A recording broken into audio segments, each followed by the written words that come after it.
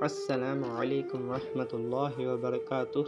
یہ حدیث سنیں جس سے آپ کے علم میں اضافہ ہوگا، اور اس حدیث کو سننے سے آپ کی زندگی بھی بدل سکتی ہے کہ جب تم اذان سنو تو جس طرح مؤذن کہتا ہے اسی طرح تم بھی اذان کا جواب دو۔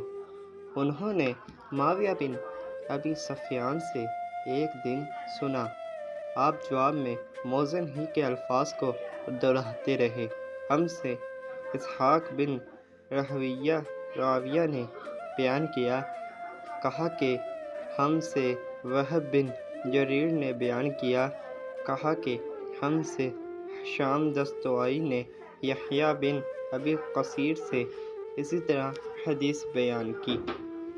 جب مؤذن نے حی علی الصلاۃ کہا تو معاویہ رضی اللہ تعالیٰ عنہ نے لا حول ولا قوۃ الا باللہ کہا، اور کہنے لگے کہ ہم نے نبی کریم صلی اللہ علیہ وآلہ وسلم سے ایسا ہی کہتے سنا ہے۔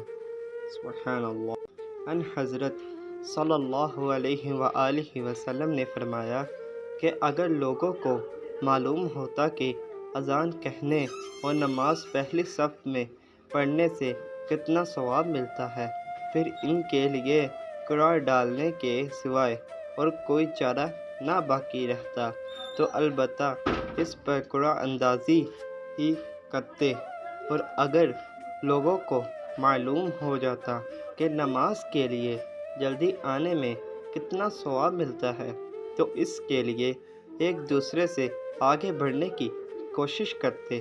اور اگر لوگوں کو معلوم ہو جاتا کہ عشاء اور صبح کی نماز کا ثواب کتنا ملتا ہے تو ضرور چوتروں کے بل گھستے ہوئے اور ان کے لیے آتے۔ اور سلیمان بن سرد صحابی نے اذان کے دوران بات کی، اور حضرت حسن بصری نے کہا کہ اگر ایک شخص اذان یا تکبیر کہتے ہوئے ہنس دے تو کیا حرج نہیں؟ ابن عباس رضی اللہ تعالی عنہ نے ایک دن ہم کو جمعہ کا خطبہ دیا۔ بارش کی وجہ سے اس دن اچھی خاصی کیچڑ ہو رہی تھی۔